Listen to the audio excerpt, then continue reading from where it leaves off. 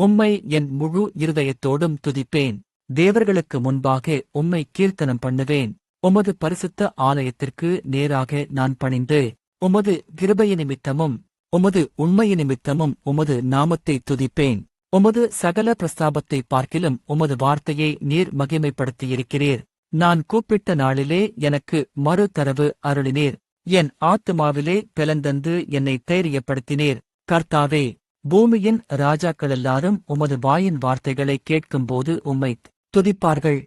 கர்த்தரின் மகிமை பெரிதாயிருப்பதினால் அவர்கள் கர்த்தரின் வழிகளைப் பாடுவார்கள். கர்த்தர் உயர்ந்தவராயிருந்தும் தாழ்மையுள்ளவனை நோக்கிப் பார்க்கிறார்.